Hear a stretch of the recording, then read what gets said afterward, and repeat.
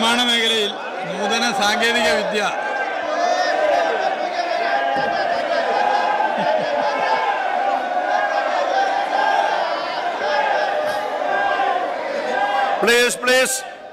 Please ബഹുമാനപ്പെട്ട പൊതുമരാമത്ത് വകുപ്പ് മന്ത്രി.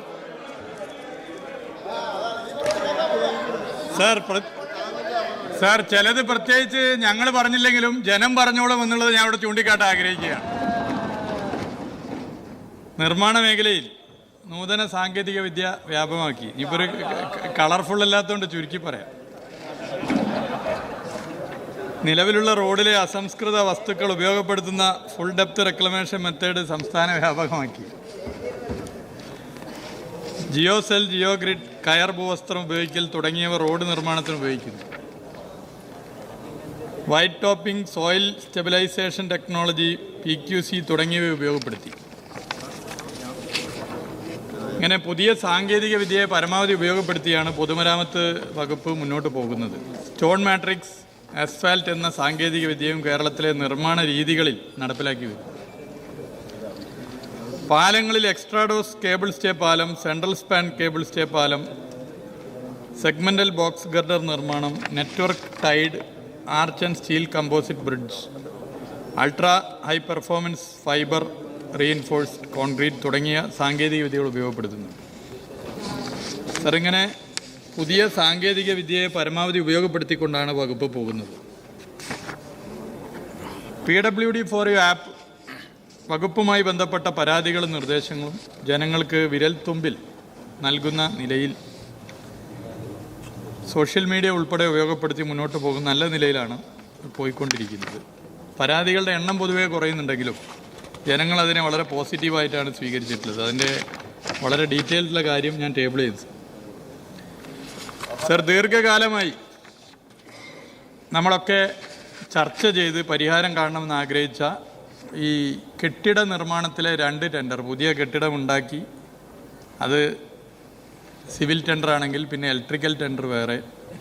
അപ്പോൾ ഉണ്ടാക്കിയ സിവിൽ ടെൻഡർ എടുത്തൊരു വേറൊരാൾ, ഇലക്ട്രിക്കൽ ടെൻഡർ എടുത്ത് വേറൊരു ആളാണെങ്കിൽ നിർമ്മിച്ച കെട്ടിടം പിന്നീട് കുത്തിപ്പൊളിക്കുന്ന പ്രശ്നം പരിഹാരം കാണാൻ കോമ്പോസിറ്റ് ടെൻഡർ എന്ന ദീർഘകാലത്തെ സ്വപ്നം യാഥാർത്ഥ്യമായ കാലമാണ് എന്നുള്ളതും വളരെ സന്തോഷത്തോടു കൂടി പറയാൻ ഞാൻ ആഗ്രഹിക്കുക.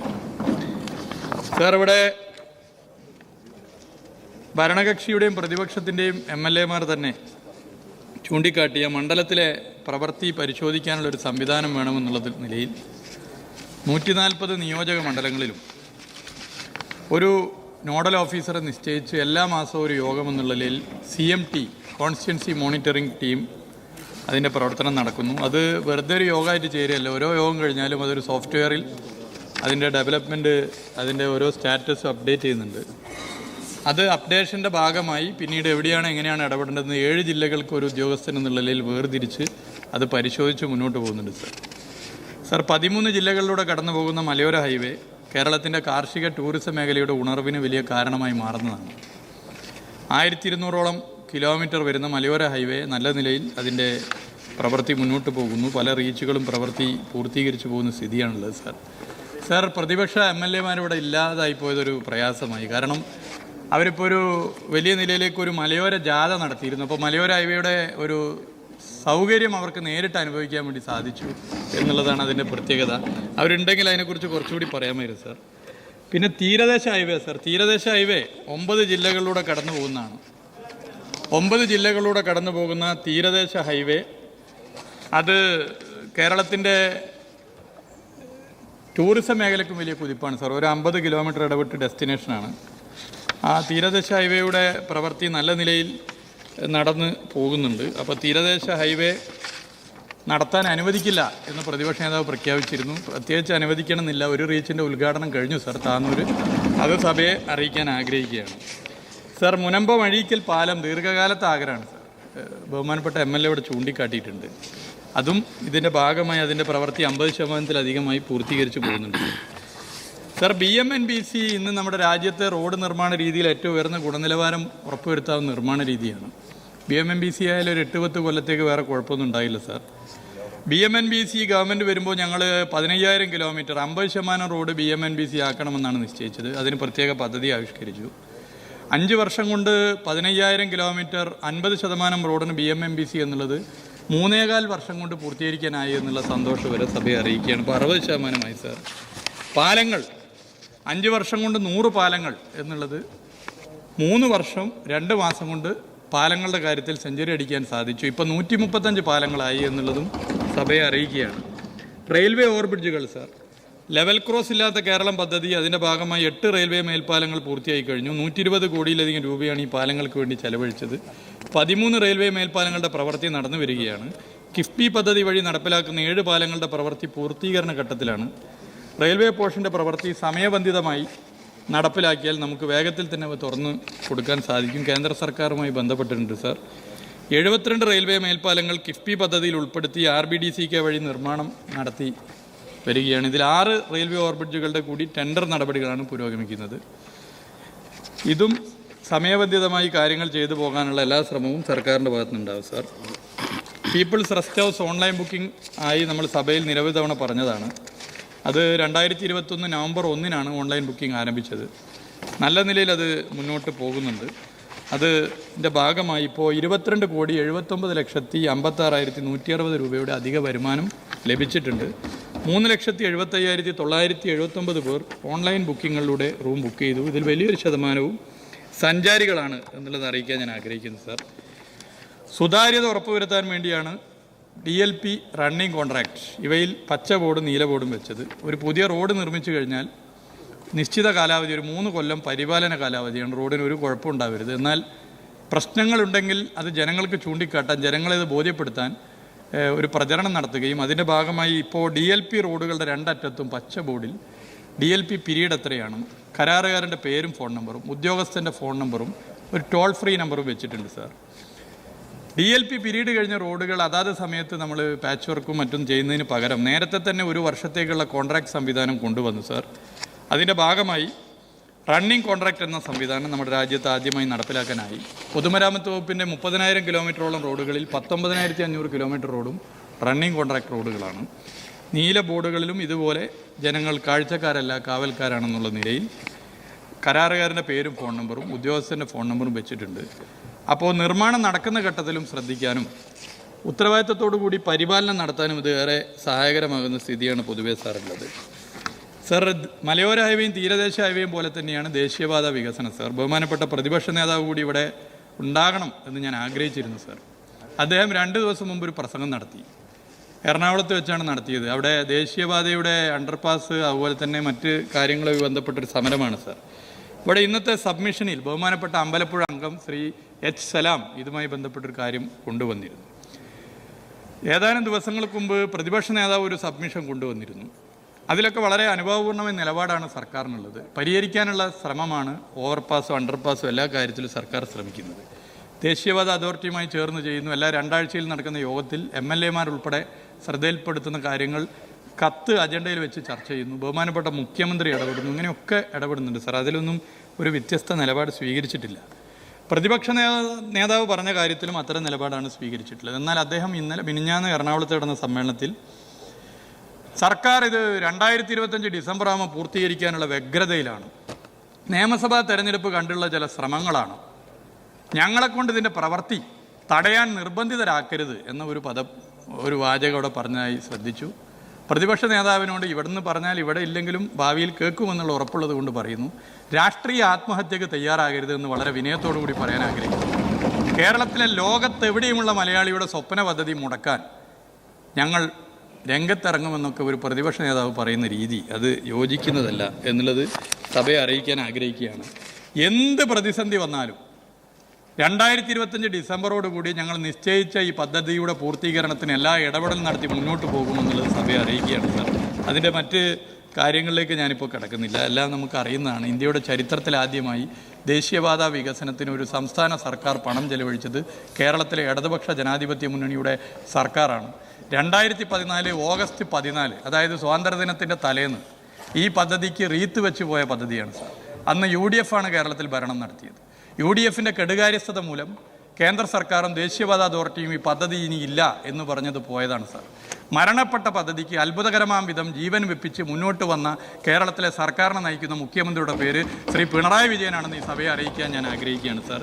ഈ 8 വർഷമായി അതിൻ്റെ കാര്യങ്ങളും മറ്റുമായി വളരെ വേഗത്തിൽ മുന്നോട്ട് പോവുകയാണ്. ഇപ്പോൾ മറ്റ് കടപരിധിയുടെ ഭാഗമായി ഇതിനെ വെച്ചതിൻ്റെ ഭാഗമായി 5580 കോടി എന്നുള്ളത് യഥാർത്ഥത്തിൽ 12,000 കോടിയുടെ ബാധ്യതയായി ഇത് മാറിയിരിക്കുകയാണ്. 12,000 കോടി രൂപയാണ്.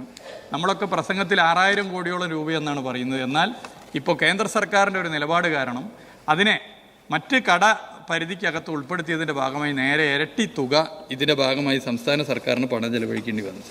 സാർ, ടൂറിസം മേഖല എടുത്ത് പരിശോധിച്ച് കഴിഞ്ഞാൽ ടൂറിസം മേഖലയിൽ മലബാറിനെ പ്രത്യേകിച്ച് ഫോക്കസ് ചെയ്യാൻ നിശ്ചയിച്ചത് എന്തെങ്കിലും ഒരു പ്രാദേശിക വികാരത്തിൻ്റെ ഭാഗമായിട്ടല്ല. ഇടതുപക്ഷ ജനാധിപത്യ മുന്നണിയുടെ പ്രകടന പത്രികയിൽ എഴുതി വെച്ചു മലബാറിൻ്റെ സാധ്യതയെ ഫലപ്രദമായി ഉപയോഗപ്പെടുത്തണമെന്നുള്ളതാണ്. മലബാറിൻ്റെ ചരിത്രത്തിലെ ഏറ്റവും വലിയ ആഭ്യന്തര സഞ്ചാരികളുടെ എണ്ണത്തിലേക്ക് ഈ 2024 വർഷം എത്തിയെന്നുള്ള സന്തോഷ വിവരം അറിയിക്കാൻ ഞാൻ ആഗ്രഹിക്കുകയാണ്. അതിൻ്റെ കണക്കുകൾ നേരത്തെ സഭയിൽ പറഞ്ഞു എന്നുള്ളത് കൊണ്ട് ഞാൻ ആവർത്തിക്കുന്നില്ല. പൊതുവേ സഞ്ചാരികളുടെ എണ്ണം വർദ്ധിച്ചു, ആഭ്യന്തര സഞ്ചാരികളുടെ എണ്ണം വർദ്ധിച്ചു, വിദേശ സഞ്ചാരികളുടെ എണ്ണവും സർവ്വകാല റെക്കോർഡിലേക്ക് കുതിക്കുകയാണ്. മൂന്നാർ വിദേശ സഞ്ചാരികളുടെ കാര്യത്തിൽ സർവ്വകാല റെക്കോർഡിലായി എന്നുള്ള പുതിയ റിപ്പോർട്ടും ഞാനിവിടെ ചൂണ്ടിക്കാട്ടാൻ ആഗ്രഹിക്കുകയാണ് സാർ. ടൂറിസം മേഖലയിൽ നൂതനമായ പദ്ധതികൾ പരമാവധി ആവിഷ്കരിച്ച് നടപ്പിലാക്കി മുന്നോട്ട് പോവുകയാണ്. ഞാൻ ഓരോന്നോരോന്നായി എടുത്തു പറയാൻ ആഗ്രഹിക്കുന്നില്ല. ഗ്രാമങ്ങളിലെ ടൂറിസത്തെ വളർത്താൻ വേണ്ടി തദ്ദേശ സ്വയംഭരണ വകുപ്പുമായി ചേർന്നുകൊണ്ട് നടത്തുന്ന ഡെസ്റ്റിനേഷൻ ചാലഞ്ച് ഇപ്പോൾ 41 പദ്ധതികൾ യാഥാർത്ഥ്യമായിട്ടുണ്ട്. അതിൻ്റെ ഓരോ വിശദമായ കാര്യങ്ങളും ഞാൻ ചൂണ്ടിക്കാട്ടി പോകാൻ വേണ്ടി ആഗ്രഹിക്കുന്നില്ല. സാർ, ഇവിടെ ബഹുമാനപ്പെട്ട MLA മാർ പല ക്രിയാത്മകമായ നിർദ്ദേശങ്ങളും മുന്നോട്ട് വെച്ചിട്ടുണ്ട്. അവയൊക്കെ എല്ലാ നിലയിലും സ്വാഗതം ചെയ്യുകയാണ് സാർ. ചില കാര്യങ്ങൾ അവർ ശ്രദ്ധയിലും പെടുത്തിയിട്ടുണ്ട്. ഉന്നയിച്ച ശ്രദ്ധയിൽപ്പെടുത്തിയ അല്ലെങ്കിൽ വിമർശനം കൊണ്ടുവന്ന MLA മാർ ദൗർഭാഗ്യകരമായി ഇപ്പോൾ ഈ സഭയിലില്ല. അതിൽ കുമരകം അല്ലെങ്കിൽ ഈ പിറവം മണ്ഡലവുമായി ബന്ധപ്പെട്ട് കുമരകം നെടുമ്പാശ്ശേരി KSTP പ്രവൃത്തിയുമായി ബന്ധപ്പെട്ട ചില കാര്യങ്ങൾ വന്നിട്ടുണ്ട്. 107 കോടി 64 ലക്ഷം രൂപയുടെ പ്രവൃത്തിക്ക് 2020 ഭരണാനുമതി കിട്ടിയ പ്രവൃത്തിയുടെ നടത്തിപ്പിൽ കരാറുകാരൻ വീഴ്ച വരുത്തിയതിനെ തുടർന്ന് 7/5/2024 റിസ്ക് ആൻഡ് കോസ്റ്റ് വ്യവസ്ഥയിൽ ടെർമിനേറ്റ് ചെയ്തു. അതിൻ്റെ വിശദമായ കാര്യം ഞാനത് ഈ ഇതുമായി ബന്ധപ്പെട്ട് കാര്യങ്ങൾ ചെയ്തിട്ടുണ്ട്. ചീഫ് സെക്രട്ടറിയുടെ നേതൃത്വത്തിൽ തന്നെ നേരത്തെ ഒരു യോഗം ചേർന്ന് കേന്ദ്ര സർക്കാരിന് കത്ത് നൽകി തൃപ്പൂണിത്തറ ബൈപ്പാസുമായി ബന്ധപ്പെട്ട് ഇടപെട്ടിട്ടുണ്ട്. അവിടുത്തെ ജില്ലയിലെ മന്ത്രി ശ്രീ P. രാജീവും തൃപ്പൂണിത്തറ ബൈപ്പാസ് ഭൂമി ഏറ്റെടുക്കലുമായി ബന്ധപ്പെട്ട കാര്യങ്ങൾ ശ്രദ്ധയിൽപ്പെടുത്തിയിട്ടുണ്ട്. അതിലും ഇടപെട്ടിട്ടുണ്ട്. ഉന്നയിച്ച പിറവം അംഗം ഇപ്പോൾ സഭയിലില്ലാത്തതുകൊണ്ട് ഞാൻ വളരെ വിശദമായി അത് പറയാൻ ആഗ്രഹിക്കുന്നില്ല. പാലാ ബൈപ്പാസ് ഒരു തെറ്റിദ്ധാരണാജനകമായ ഒരു പ്രസ്താവനയാണ് ഇവിടെ ബഹുമാനിയായ അംഗം ഉന്നയിച്ചിട്ടുള്ളത്. 2020 ഭരണാനുമതി കിട്ടിയ പാലാ ബൈപ്പാസിൻ്റെ 90% പ്രവൃത്തിയും പൂർത്തീകരിച്ചിട്ടുണ്ട്. ഭൂമി ഏറ്റെടുക്കലുമായി ബന്ധപ്പെട്ട് കോടതി വ്യവഹാരമുള്ളതിനാലാണ് ബാലൻസ് പ്രവൃത്തി പൂർത്തീകരിക്കാൻ കഴിയാത്തത്. കോടതി വിധിക്ക് അനുസൃതമായ പ്രവൃത്തി അടിയന്തരമായി പൂർത്തീകരിക്കുന്നതാണ്. പാലയുമായി ബന്ധപ്പെട്ട് ഇതിൻ്റെ ഭാഗമായി ഏതോ ഒരു ഫോൺ കോൾ വന്നു, അതിൻ്റെ ഭാഗമായി മറ്റ് കാര്യങ്ങൾ ഇടപെടുന്നില്ല എന്ന് പറഞ്ഞതിൽ ഒരു ശരിയില്ല. ഈ വിഷയത്തിൽ പ്രത്യേകിച്ചൊരു കോടതിയുടെ ഭാഗമായ ചില പരാമർശങ്ങൾ വന്നതാണ് ഇതിൻ്റെ പ്രശ്നം. പാലാ നിയോജക മണ്ഡലത്തിലെ ടൂറിസവുമായി ബന്ധപ്പെട്ട് സർക്കാർ ഇടപെട്ടിട്ടുണ്ട്. ആ നിലയിൽ തന്നെ ഇടപെട്ട് മുന്നോട്ട് പോകുന്നുണ്ട് സാർ. ഇതിൽ വളരെ ബോധപൂർവ്വം സാർ ഒരു വിവേചനം ഭരണകക്ഷി പ്രതിപക്ഷ MLA മാരുടെ കാര്യത്തിൽ പൊതുമരാമത്ത് വകുപ്പ് എടുക്കുന്നുണ്ട് എന്ന് പറഞ്ഞത് വളരെ ബോധപൂർവ്വമാണ് സാർ. അത് കനകോലു സിദ്ധാന്തമാണ്. 2026 നിയമസഭാ തെരഞ്ഞെടുപ്പ് വരുമ്പോൾ ഇത്തരത്തിൽ രാഷ്ട്രീയ വിവേചനത്തോടു കൂടി മണ്ഡലങ്ങളെ കണ്ടുകൊണ്ടാണ് LDF സർക്കാർ മുന്നോട്ട് പോകുന്നതെന്ന് വരുത്താൻ വേണ്ടിയുള്ള ബോധപൂർവമായ ശ്രമം ആരംഭിച്ചതിൻ്റെ ഭാഗമായിട്ടാണ് ഇത്തരത്തിലുള്ളൊരു നിലപാട് സ്വീകരിച്ചിരിക്കുന്നത് സർ. ഇതിലിപ്പോൾ രാഷ്ട്രീയം നമുക്ക് എല്ലാവർക്കും ഉണ്ടല്ലോ. മന്ത്രിമാർ എന്ന് പറഞ്ഞാൽ എന്തെങ്കിലും ഒരു സ്വതന്ത്ര പദവിയൊന്നുമില്ല. അതൊക്കെ അതാത് മന്ത്രിമാരെ അതാത് പ്രസ്ഥാനത്തിൻ്റെ ചുമതലപ്പെടുത്തിയതിൻ്റെ ഭാഗമായ ഒരു കുറച്ച് കാലത്തേക്ക് ആവുന്നതാണല്ലോ. എല്ലാവരും സ്ഥായിയായിട്ട് ആ പദവിയിൽ ഇരിക്കുന്നതല്ലല്ലോ. ഭരണപരമായ കാര്യങ്ങളിൽ 140 MLA മാരെയും ഒരുപോലെയാണ് ഞങ്ങൾ കാണുന്നത്. അത് വ്യക്തിപരമായി ഞാൻ കാണുന്നതല്ല. അതിലും ഒരു രാഷ്ട്രീയമുണ്ട്. അത് ഇടതുപക്ഷത്തിൻ്റെ രാഷ്ട്രീയമാണ്. ഇടതുപക്ഷം എല്ലാ MLA മാരെയും അത്തരത്തിൽ കാണുന്ന ഒരു നിലപാടാണ് ഞങ്ങളെ പ്രത്യേകം നിർദ്ദേശം നൽകി ചെയ്തിട്ടുള്ളത്. അതിൻ്റെ ഭാഗമായിട്ടാണ് അത്തരൊരു സമീപനം സ്വീകരിക്കുന്നത്. ഞങ്ങൾ ഓരോരുത്തർക്കും ഞങ്ങളുടെ ഓരോ ചലനത്തിലും രാഷ്ട്രീയമുണ്ട് സാർ, ഓരോ നിലപാടിലും രാഷ്ട്രീയമുണ്ട് സാർ. അതാണ് ഇടതുപക്ഷത്തിൻ്റെ രാഷ്ട്രീയം. അത് ഞങ്ങൾ എല്ലാ നിലയിലും ഇനിയും ഉയർത്തിപ്പിടിക്കും. അത് മന്ത്രിയാണെങ്കിലും മന്ത്രിയല്ലെങ്കിലും അത് ഇനിയും പറഞ്ഞുകൊണ്ട് തന്നെ മുന്നോട്ട് പോകുന്ന ഒരു സ്ഥിതിയായിരിക്കും ഞങ്ങളുടെ ഭാഗത്തുനിന്ന് ഉണ്ടാവുക. ഇതിൽ കൊണ്ടോട്ടി MLA ഇവിടെ തെറ്റിദ്ധരിപ്പിക്കുന്ന നിലയിൽ പറഞ്ഞിട്ടുണ്ട്. അദ്ദേഹം 17 കോടി എന്നാണ് പറഞ്ഞത്. അത് പറഞ്ഞപ്പോൾ തന്നെ 2 ബെഞ്ചിലുള്ള പല MLA മാരും അതിലും കുറവ് കിട്ടിയവരൊക്കെ തന്നെ ഒരു പ്രയാസം പറയുന്ന സ്ഥിതി. എന്നാൽ 17 കോടിയല്ല, 21,44,00,000 രൂപയുടെ പ്രവൃത്തി കൊണ്ടോട്ടി മണ്ഡലത്തിൽ നടന്നിട്ടുണ്ട് സാർ. പൊതുമരാമത്ത് വകുപ്പിന് കീഴിലുള്ള 211 കിലോമീറ്റർ റോഡിൽ 120 കിലോമീറ്റർ BMMBC നിലവാരത്തിലായി കൊണ്ടോട്ടി മണ്ഡലത്തിൽ.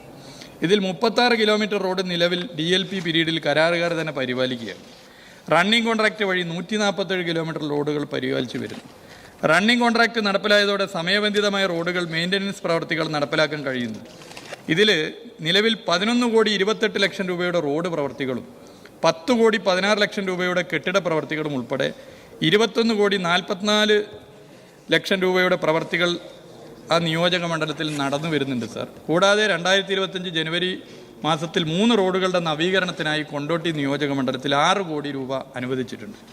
റണ്ണിംഗ് കോൺട്രാക്റ്റ് പ്രവൃത്തിക്കായി അനുവദിച്ചിട്ടുള്ള 4,95,00,000 രൂപ ഉൾപ്പെടെ 32,39,00,000 രൂപയുടെ പ്രവർത്തികൾ കൊണ്ടോട്ടി നിയമസഭാ മണ്ഡലത്തിൽ നടന്നു വരുന്ന സാഹചര്യത്തിലാണ് ഒരു തുകയും അനുവദിച്ചില്ല എന്ന് പറഞ്ഞത്.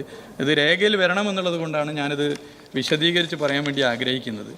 ഇദ്ദേഹം എന്തുകൊണ്ട് ഇങ്ങനെ പറഞ്ഞു എന്ന് എനിക്കറിയില്ല. റോഡുകളുടെ കാര്യത്തിൽ അങ്ങനെ ഒരു ഫണ്ട് കുറച്ച് പറയേണ്ട ആവശ്യം, പാലങ്ങളുടെ കാര്യത്തിലാണെങ്കിൽ അദ്ദേഹത്തിൻ്റെ പാർട്ടി ആ വകുപ്പ് കൈകാര്യം ചെയ്തപ്പോൾ പാലം ഒന്ന് പൊള്ളിയത് കൊണ്ട് പാലത്തിൻ്റെ ഫണ്ട് ചിലപ്പോൾ കണ്ടില്ലെന്ന് നടിക്കാം. എന്നാൽ റോഡിൻ്റെ കാര്യത്തിൽ എന്തുകൊണ്ട് അദ്ദേഹം അങ്ങനെ പറഞ്ഞു എന്നറിയില്ല. അപ്പോൾ പല നിയോജക മണ്ഡലങ്ങളും എടുത്ത് പരിശോധിച്ച് അതിൽ നല്ല നിലയിൽ ഫണ്ട് കിട്ടിയൊരു മണ്ഡലമാണ് കൊണ്ടോട്ടി മണ്ഡലം. അപ്പോൾ ഇതൊരു ഒറ്റപ്പെട്ട ആരോപണമല്ല. മഞ്ചേരി MLA ഇതിന് സമാനമായ ആരോപണം ഉന്നയിച്ചു സാർ. ബഹുമാനപ്പെട്ട മഞ്ചേരി അംഗം ഇവിടെ ഇല്ല, അദ്ദേഹത്തിൻ്റെ ഫേസ്ബുക്ക് പോസ്റ്റാണിത് സാർ. ഈ ഫേസ്ബുക്ക് പോസ്റ്റ് 2 ദിവസം പോകുന്ന ഫേസ്ബുക്ക് പോസ്റ്റാണ് ഇത്. ഈ ഫേസ്ബുക്ക് പോസ്റ്റിൽ മഞ്ചേരി 3rd ബൈപ്പാസ് അതിന് 5 കോടി രൂപ അനുവദിച്ചു എന്ന് പറഞ്ഞ് അദ്ദേഹത്തിൻ്റെ ഫോട്ടോ വെച്ച് ഒരു ഫേസ്ബുക്ക് പോസ്റ്റ് ഇട്ടിട്ടുണ്ട്. ഇവിടെ ആരോ പറഞ്ഞു ഈ ഗവൺമെൻറ് കൊടുക്കുന്ന ഫണ്ട് ഏതെങ്കിലും മന്ത്രിയുടെ വീട്ടിൽ നിന്നല്ല, അത് യഥാർത്ഥത്തിൽ ബാധകമാകേണ്ടത് ഈ പോസ്റ്റിനാണോ എന്ന് എനിക്ക് സംശയമുണ്ട് സാർ. 5 കോടി രൂപയാണ് ഇതിന് അനുവദിച്ചിട്ടുള്ളത്. ഇതിൽ 2 ദിവസം മുമ്പ് ഇറങ്ങിയ ഉത്തരവിൽ മഞ്ചേരി 3rd ബൈപ്പാസിന് 5 കോടി രൂപയാണ് അനുവദിച്ചത്. കഴിഞ്ഞ വർഷം നോൺ പ്ലാനിൽ മുള്ളിയാക്കുറിശി പാണാടിക്കാട് റോഡിനും 5 കോടി രൂപ അനുവദിച്ചു. ഇതൊക്കെ ഉണ്ടായിട്ടും ഇത്തരത്തിലുള്ളൊരു പ്രസ്താവന ഇറക്കിയതാണ്. അത് ഇരിക്കൂർ MLA അതിന് സമാനമായ ഒരു നിലപാടാണ് സ്വീകരിച്ചിട്ടുള്ളത്. ഇരിക്കൂരിൻ്റെ മണ്ഡലത്തിൽ നടത്തിയ വികസന പ്രവർത്തനം എടുത്ത് പരിശോധിച്ചാലും കാണാൻ വേണ്ടി സാധിക്കും സാർ. പൊതുമരാമത്ത് റോഡ്സ് വിഭാഗത്തിൻ്റെ കീഴിൽ 19,89,00,000 രൂപയുടെ 5 പ്രവർത്തികൾ നടന്നു. KRFB PMUവിൻ്റെ കീഴിൽ 78,71,00,000 രൂപയുടെ 2 റോഡ് പ്രവർത്തികൾ. അതിൻ്റെ വിശദമായ ഓരോന്നും ഞാൻ പറയുന്നില്ല. ഇരിക്കൂർ മണ്ഡലത്തിലും മഞ്ചേരി മണ്ഡലത്തിലും കൊണ്ടോട്ടി മണ്ഡലത്തിലും ഇനി ഏറ്റവും അവസാനം ചർച്ചയിൽ പങ്കെടുത്ത് പറഞ്ഞ റോജി M. ജോണിൻ്റെ അങ്കമാലി മണ്ഡലത്തിലും 116 കോടി രൂപയുടെ KSTP പ്രവർത്തികളും 48,09,00,000 രൂപയുടെ പാലം പ്രവർത്തികളും 54,22,00,000 രൂപയുടെ KRFB പ്രവർത്തികളും ഉൾപ്പെടെ 225,57,30,000 രൂപയുടെ പൊതുമരാമത്ത് പ്രവർത്തികളാണ് അങ്കമാലി നിയോജക മണ്ഡലത്തിൽ നടന്നിട്ടുള്ളത് സാർ. ഇത് മറുപടിയായി വരുമെന്നുള്ള ഭയത്താലാണ് അദ്ദേഹം ഓടി ഒളിച്ചത് എന്നുള്ള കാര്യത്തിൽ എനിക്ക് സംശയമുണ്ട് എന്നുള്ള ഈ സഭയെ അറിയിക്കാൻ ഞാൻ ആഗ്രഹിക്കുകയാണ്. ഈ പ്രവർത്തികൾ കൂടാതെ 275,52,00,000 രൂപയുടെ അങ്കമാലി ബൈപ്പാസ് നിർമ്മാണത്തിൻ്റെ സ്ഥലമേറ്റെടുക്കൽ പ്രവൃത്തിയിൽ നടന്നു വരുന്നു സാർ. കഴിഞ്ഞ 8 വർഷം LDF സർക്കാർ 2016 അധികാരത്തിൽ വന്നതിന് ശേഷം ഏറ്റവും അധികം പദ്ധതികൾ ലഭിച്ച ഒരു മണ്ഡലം അങ്കമാലി നിയോജക മണ്ഡലമാണെന്ന് ചൂണ്ടിക്കാട്ടാൻ ഞാൻ ആഗ്രഹിക്കുകയാണ് സാർ.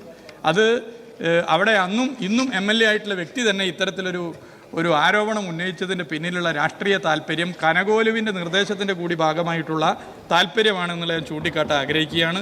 ശബരിമല ഫെസ്റ്റിൽ പ്രവൃത്തിയുടെ നോൺ പ്ലാൻ ഭാഗമായി ഈ 2025 അങ്കമാലി മണ്ഡലത്തിൽ കറുകുറ്റി മുഴിക്കുളം റോഡ് നവീകരണത്തിനായി 1,60,00,000 രൂപയും അനുവദിച്ചത് ഞാനിവിടെ സഭയുടെ ശ്രദ്ധപ്പെടുത്താൻ ആഗ്രഹിക്കുകയാണ് സാർ.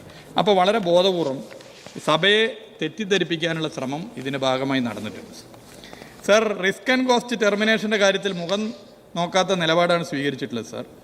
2021 മെയ് മാസത്തിൽ ഈ ഗവൺമെൻറ് വന്നതിന് ശേഷം 164 പ്രവർത്തികൾ കരാറുകാരുടെ നഷ്ടോത്തരവാദിത്തത്തിൽ വ്യവസ്ഥയിൽ ടെർമിനേറ്റ് ചെയ്തിട്ടുണ്ട് സാർ. ഓരോ വിഭാഗത്തിന് കീഴിൽ ടെർമിനേറ്റ് ചെയ്യപ്പെട്ട പ്രവർത്തികളുടെ എണ്ണം: റോഡ്സ് 98 പ്രവർത്തികൾ, KSTP 4 പ്രവർത്തികൾ, PWD NH 2 പ്രവർത്തികൾ, KRFB 25 പ്രവർത്തികൾ സാർ. കെട്ടിട വിഭാഗം 23 പ്രവർത്തികൾ, പാലങ്ങൾ വിഭാഗം 12 പ്രവർത്തികൾ. ഇത്തരത്തിൽ റിസ്ക് ആൻഡ് കോസ്റ്റ് വ്യവസ്ഥയിൽ ടെർമിനേറ്റ് ചെയ്യപ്പെട്ട 164 പ്രവർത്തികൾ സമയബന്ധിതമായി റീഅറേഞ്ച് ചെയ്യുവാൻ വകുപ്പിന് സാധിച്ചിട്ടുണ്ട് സാർ. ഈ ഗവൺമെൻറ് വന്നതിന് ശേഷം 95 കരാറുകാരുടെ ലൈസൻസ് തെറ്റായ നിലപാട് സ്വീകരിച്ചതിൻ്റെ ഭാഗമായി റദ്ദാക്കുകയും 22 കരാറുകാരെ ബ്ലാക്ക് ലിസ്റ്റിൽ ഉൾപ്പെടുത്തുകയും ചെയ്തിട്ടുണ്ട് സാർ. ആകെ 117 കരാറുകാർക്കെതിരെ കർശന നടപടി സ്വീകരിച്ചിട്ടുണ്ട്. കൂടാതെ പ്രവൃത്തികളുടെ നടത്തിപ്പിൽ മേൽനോട്ടത്തിൽ വീഴ്ച വരുത്തിയ ഉദ്യോഗസ്ഥർക്കെതിരെയും കർശന വകുപ്പ് തല അച്ചടക്ക നടപടികൾ സ്വീകരിച്ചു വരുന്നുണ്ട് സാർ. സാർ, ഇതിൽ കരാറുകാരിലും ഉദ്യോഗസ്ഥരിലും മഹാഭൂരിപക്ഷവും നല്ല നിലയിൽ ജോലി ചെയ്യുന്നവരാണ് സാർ. അവരെയൊക്കെ പ്രത്യേകം ഈ കാലയളവിൽ ഒരുമിച്ച് നിന്ന് കഠിനാധ്വാനം ചെയ്തതിന് പ്രത്യേകം അഭിനന്ദിക്കുകയാണ് സാർ. എന്നാൽ ഒരു ചെറു ന്യൂനപക്ഷം, മൈനോറിറ്റി തെറ്റായ പ്രവണതകളുടെ ഭാഗമായി മുന്നോട്ട് പോകുന്നുണ്ട്. അവരോട് സന്ധി ചെയ്യുന്ന ഒരു നിലപാടല്ല LDF സർക്കാരിൻ്റെ നിലപാടെന്നുള്ളത് ജനങ്ങൾക്ക് വളരെ കൃത്യമായി അറിയുന്നതാണ് എന്നുള്ളത് ഞാൻ ചൂണ്ടിക്കാട്ടാൻ ആഗ്രഹിക്കുകയാണ്. ഇവിടെ പഴയ കാര്യം, UDF ഭരണകാലത്തെ കാര്യം തന്നെ ഇപ്പോൾ മന്ത്രിമാർ പറഞ്ഞുകൊണ്ടിരിക്കുന്നുവെന്ന് പ്രതിപക്ഷത്തെ 2 അംഗങ്ങൾ ഈ ചർച്ചയിൽ പറഞ്ഞു സാർ. അവരിതിലില്ല എന്നുള്ളതിൽ പ്രയാസമുണ്ട്. അത് തെറ്റാണ്. ഒരു തരത്തിലും അത് പഴയ UDF ഭരണകാലത്തെക്കുറിച്ച് പറയാൻ ഞങ്ങൾ ആഗ്രഹിക്കുന്നില്ല. കാരണം അശ്ലീലം പറയാൻ ആഗ്രഹിക്കാത്തവരാണ് ഞങ്ങൾ എന്നുള്ളത് വളരെ വിനയത്തോടു കൂടി ചൂണ്ടിക്കാട്ടാൻ ആഗ്രഹിക്കുകയാണ്. അവരിവിടെ ഇല്ല എന്നുള്ളത് കൊണ്ട് അതിനെക്കുറിച്ച് കുറച്ചുകൂടി പറയണം എന്നുണ്ടായിരുന്നു. ഞാൻ പറയാൻ ഇപ്പോൾ ഉദ്ദേശിക്കുന്നില്ല. ഇപ്പോൾ പൊതുവേ നമ്മൾ പരിശോധിച്ച് കഴിഞ്ഞാൽ സാധ്യമാകുന്ന എല്ലാ കാര്യങ്ങളും എല്ലാവരെയും യോജിപ്പിച്ചുകൊണ്ടാണ് പരമാവധി പൊതുമരാമത്ത് ടൂറിസം വകുപ്പ് പോയിക്കൊണ്ടിരിക്കുന്നത്. അത് LDFൻ്റെ ഒരു കാഴ്ചപ്പാടിൻ്റെ ഭാഗമായിട്ടാണ് സാർ. രാഷ്ട്രീയ നിലപാടുകൾ എടുക്കേണ്ട ഘട്ടത്തിൽ അത് എടുക്കുകയും എന്നാൽ ഭരണതലത്തിൽ 140 മണ്ഡലങ്ങളെയും ഒരുപോലെ കണ്ടുകൊണ്ടുള്ള നിലപാടാണ് പൊതുവെ സ്വീകരിച്ചു വരുന്നത്. അത് ഇനിയും തുടർന്ന് മുന്നോട്ട് പോകുമെന്നുള്ളത് സഭയെ അറിയിക്കാൻ ഞാൻ ആഗ്രഹിക്കുകയാണ് സാർ. ഇതിൽ ഇവിടെ ബഹുമാനപ്പെട്ട വാസവ മിനിസ്റ്റർ ഇവിടെ ചൂണ്ടിക്കാട്ടി CPIMൻ്റെ 24ാം പാർട്ടി കോൺഗ്രസിൻ്റെ ഭാഗമായുള്ള സംസ്ഥാന സമ്മേളനം കൊല്ലത്ത് വിജയകരമായി പൂർത്തീകരിച്ചത് എന്തോ ഒരു അപരാധമായി തോന്നുന്ന നിലയിലാണ് ഇവിടെ പലരും ചർച്ചയിൽ പങ്കെടുത്തത് സാർ. പല രാഷ്ട്രീയ പാർട്ടികളും സമയബന്ധിതമായി സമ്മേളനങ്ങൾ നടത്തുന്നുണ്ട്. ഇടതുപക്ഷ ജനാധിപത്യ മുന്നണിയിലുള്ള പല പാർട്ടികളും അങ്ങനെ നടത്തുന്നവരാണ് സാർ. അത് ഏതൊരു ജനാധിപത്യ പ്രസ്ഥാനത്തിനും മാതൃകയാക്കാവുന്ന കാര്യമാണ് സാർ. അത് മാതൃകയാക്കി പോകേണ്ട കാര്യമാണ്. എന്നാൽ സ്വന്തം രാഷ്ട്രീയ പാർട്ടിക്കകത്ത് പോലും ജനാധിപത്യമില്ലാത്തവരാണ് ജനാധിപത്യത്തെക്കുറിച്ച് സംസാരിക്കുന്നത് സാർ. നോമിനേഷനിലൂടെയും സ്വന്തക്കാരെ തിരികെ കയറ്റിയും പല തെറ്റായ പ്രവണതകളോട് സന്ധി ചെയ്തും പോകുന്ന ജനാധിപത്യമില്ലാത്ത പ്രസ്ഥാനങ്ങൾ, സ്വന്തം രാഷ്ട്രീയ പാർട്ടിക്കകത്ത് പോലും ജനാധിപത്യ ലെവലേശമില്ലാത്ത പ്രസ്ഥാനങ്ങളാണ് സമയബന്ധിതമായി സമ്മേളനം നടത്തി ഏതൊരു ജനാധിപത്യ പ്രസ്ഥാനത്തിനും മാതൃകയാകാവുന്ന നിലയിൽ CPIM മുന്നോട്ട് പോയതിനെ ഇവിടെ പരിഹസിക്കാനും അപഹസിക്കാനും ഒക്കെ ശ്രമിക്കുന്നത് സാർ. ഇവിടെ 23ാം പാർട്ടി കോൺഗ്രസിൻ്റെ ഭാഗമായി എറണാകുളത്തായിരുന്നു ഞങ്ങളുടെ സംസ്ഥാന സമ്മേളനം സാർ. അന്നത്തെ പ്രത്യേകത CPIM എന്ന് പറയുന്ന രാഷ്ട്രീയ പ്രസ്ഥാനം നയിക്കുന്ന ഒരു മുന്നണി സർക്കാരിൻ്റെ ചരിത്രത്തിലാദ്യമായി തുടർഭരണം കിട്ടിയ സമയമായിരുന്നു സാർ. അതിൻ്റെ ഭാഗമായി അതേ അർത്ഥത്തിൽ തന്നെ ആ സമ്മേളനം പല കാര്യങ്ങളും കണ്ടു. 24ാം പാർട്ടി കോൺഗ്രസിൻ്റെ ഭാഗമായിട്ടുള്ള സമ്മേളനം കൊല്ലത്താണ് സാർ നടന്നത്. കൊല്ലത്ത് നടന്ന 24ാം പാർട്ടി കോൺഗ്രസിൻ്റെ സമ്മേളനത്തിൻ്റെ പ്രത്യേകത CPIM എന്ന് പറയുന്ന രാഷ്ട്രീയ പ്രസ്ഥാനം നയിക്കുന്ന ഒരു മുന്നണി സർക്കാർ ചരിത്രത്തിലാദ്യമായി 8 വർഷം തുടർച്ചയായി ഭരിക്കുന്ന ഒരു ഘട്ടത്തിലാണ് എന്നുള്ളതാണ് സാർ. ഇനി 3 വർഷം കഴിഞ്ഞ് 25ാം പാർട്ടി കോൺഗ്രസിൻ്റെ ഭാഗമായുള്ള സംസ്ഥാന സമ്മേളനം കേരളത്തിൽ എവിടെയാണ് നടക്കുക എന്നറിയില്ല. എവിടെ നടന്നാലും അന്ന് പറയാൻ പറ്റുന്ന ഒരു കാര്യം CPIM എന്ന് പറയുന്ന രാഷ്ട്രീയ പ്രസ്ഥാനത്തിൻ്റെ നേതൃത്വത്തിൽ ചരിത്രത്തിലാദ്യമായി 11 വർഷം തുടർച്ചയായി ഭരിക്കുന്ന ഒരു സർക്കാർ ഭരിക്കുന്ന ഘട്ടത്തിലാണ് ഈ സമ്മേളനം എന്നുള്ളതാണ് സാർ. ഇത് എന്തെങ്കിലും അഹങ്കാരത്തിൻ്റെ ഭാഗമായോ അമിത ആത്മവിശ്വാസത്തിൻ്റെ ഭാഗമായോ അല്ലെങ്കിൽ മറ്റെന്തെങ്കിലും നിലപാടിൻ്റെ ഭാഗമായോ പറയുന്നതല്ല സാർ. ജനങ്ങൾക്കിടയിൽ ഞങ്ങൾ ഇടപെടുമ്പോൾ അതിൽ നിന്നും ലഭിക്കുന്ന ആത്മവിശ്വാസവും അനുഭവമാണ് സാർ ഇങ്ങനെ പറയാനുള്ള കാരണമായി മാറുന്നത്. ഇത്തരം കാര്യങ്ങൾ ഞങ്ങൾ പറയുമ്പോൾ, അത്തരം കാര്യങ്ങൾ തുറന്നു പറഞ്ഞു പോകുമ്പോൾ, രാഷ്ട്രീയ നിലപാടുകൾ മാന്യമായി പറയുമ്പോൾ, രാഷ്ട്രീയ നിലപാടുകൾ മാന്യമായി പറയുന്നവരെ അധിക്ഷേപിക്കുകയും ഒറ്റതിരിച്ച് വേർപെടുത്തുകയും പരിഹസിക്കുകയും ചെയ്തങ്ങനെ അടിച്ചു കളയാമെന്ന് ആരെങ്കിലും കരുതിയാൽ അങ്ങനെ ഒറ്റപ്പെടുത്തുന്നവരെ കൂടെ നിന്ന് തടുത്ത് ചെറുത്ത് മുന്നോട്ട് പോകുന്ന നിലപാടായിരിക്കും ഞങ്ങൾ സ്വീകരിച്ചു പോകുക സാർ. അങ്ങനെ ആരെങ്കിലും ഒറ്റപ്പെടുത്തി വളഞ്ഞിട്ട് അടിച്ച് ബാക്കി ചിലർ ശരി ചിലർ മോശമെന്നുള്ള ഏതെങ്കിലും പ്രചരണം നടത്തി ഈ സംഘശക്തിയെ, ഇടതുപക്ഷ ജനാധിപത്യ മുന്നണിയുടെ ശക്തിയെ ദുർബലപ്പെടുത്താമെന്ന് ഏത് കനകോല് വിചാരിച്ചാലും അത് നടക്കില്ല എന്ന് വളരെ വിനയത്തോടെ ഈ സഭയെ അറിയിക്കാൻ ഞാൻ ആഗ്രഹിക്കുകയാണ് സാർ. മറ്റു ചില കാര്യങ്ങൾ കൂടി പറയണമെന്ന് ആഗ്രഹിച്ചെങ്കിൽ എൻ്റെ സുഹൃത്തുക്കളായ പ്രതിപക്ഷ MLAമാർ ഇല്ലാത്തത് കൊണ്ട് അതിലേക്ക് ഞാൻ കടക്കുന്നില്ല. അതുകൊണ്ട് ഇതുവരെ ലഭിച്ച സഹകരണം ഭരണകക്ഷി MLAമാർ, പ്രതിപക്ഷ MLAമാർ, ഉദ്യോഗസ്ഥർ, സഭ എല്ലാവരും നൽകിയ പിന്തുണ തുടർന്നും പ്രതീക്ഷിക്കുന്നു. ഇതിൻ്റെ ഭാഗമായുള്ള ഈ ധനകാര്യ അഭ്യർത്ഥനയുടെ ഭാഗമായിട്ടുള്ള ഈ ചർച്ചയിൽ പങ്കെടുത്ത് ക്രിയാത്മകമായ നിർദ്ദേശങ്ങൾ നൽകിയ എല്ലാ MLAമാരെയും അഭിവാദ്യം ചെയ്തുകൊണ്ട് നിർത്തുകയാണ്.